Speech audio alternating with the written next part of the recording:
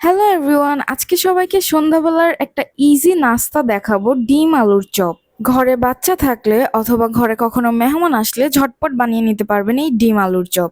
তো চলেন প্রথমেই শুরু করি তিনটা আলু দিয়ে। আমরা এখানে তিনটা আলুকে পিস পিস করে কেটে রেখে সুন্দর করে সিদ্ধ করে নিয়েছি। সিদ্ধ করে এরকম ভর্তা বানিয়ে নিয়েছি। তিনটা আলুর সাথে দুইটা ডিমও সুন্দর করে সিদ্ধ করে নিয়েছি, দেখুন। এইবার আমরা নিয়ে নেব একটা মাত্র কাঁচামরিচ আর একটা মাত্র পেঁয়াজ। হ্যাঁ, অবশ্যই ওই আলু ভর্তাটাতে দেওয়ার জন্য আমরা এই কাঁচামরিচ আর পেঁয়াজকে কুচি কুচি করে কেটে নিয়েছি, আর এর উপরে স্বাদ মতো লবণও দিয়ে দিয়েছি। কি এখনো বুঝতে পারেন নাই আমি কেন এই রেসিপিটাকে এত ইজি বলছি? কারণ এই আলু ভর্তাটা একদম সেই আলু ভর্তা যেটা আমরা ভাত আর ডালের সাথে খাই। এই আলু ভর্তাটাতে পেঁয়াজ, মরিচ আর লবণ তিনোটাই আছে, শুধুমাত্র তেল ছাড়া। এইবার আমরা আমাদের সেই দুইটা ডিমকে সুন্দর করে এরকম লম্বা লম্বা করে কেটে নিব।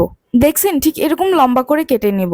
এইবার আমরা আপনাদেরকে দেখাবো ডিম আলু চপের ব্যাটার বানানোটা। প্রথমে আমরা বেসন নিয়েছি, তার মধ্যে আমরা লবণ, মরিচ আর হলুদ দিব, সবকিছু পরিমাণ মতো। তারপর সুন্দর করে মিক্স করে নিব। আবারও বলি, বেসনের মধ্যে লবণ, হলুদ, মরিচকে পরিমাণ মতো দিয়ে দিব, তারপরে মিক্স করে নিব। মিক্স করার পরে আস্তে আস্তে একটু একটু করে পানি দিব। এই যে দেখুন, প্রথমবার মিক্সের পরে একটুখানি পানি দিয়েছে, এখন আবার মিক্সের পরে আবারও একটুখানি পানি দিয়ে দিয়েছি। সুন্দর করে পানি আর বেসনটা মিক্স করার পরে এটার টেক্সচার অনেকটা এরকম আসবে, তখন আপনি বুঝবেন আপনার ব্যাটারটা রেডি হয়ে গেছে।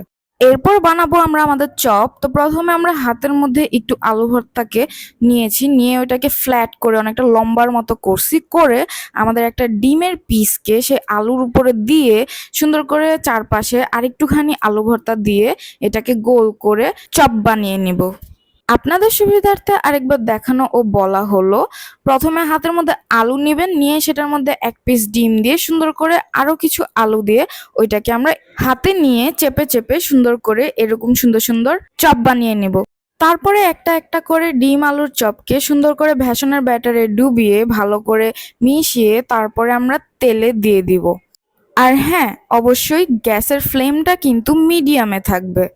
তো এরকম করে আমাদের সবগুলো ডিম আলুর চপকে আমরা ব্যাটারের মধ্যে দিয়ে দিয়ে দিয়ে দিয়ে আমরা ওইটাকে তেলের মধ্যে সুন্দর করে দিয়ে দিব। দেখেন কি সুন্দর গোল্ডেন কালার হয়ে আসছে।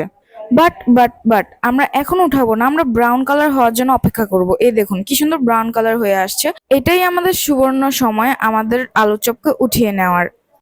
জোস ভাই জোস, দেখতে কিন্তু সেই লাগতেছে। ব্রাউন ব্রাউন হয়ে আসার পরে আমাদের সবগুলো আলুর চপকে আমরা সুন্দর করে উঠিয়ে নিয়েছি, তবে এখনো পরিবেশন করা বাকি। আমরা আমাদের এই সুন্দর ডিম আলুর চপকে পরিবেশন করব সসের সাথে।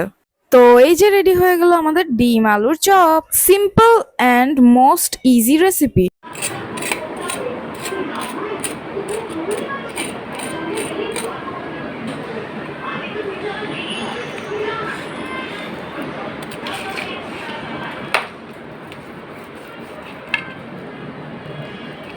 অনেক গরম।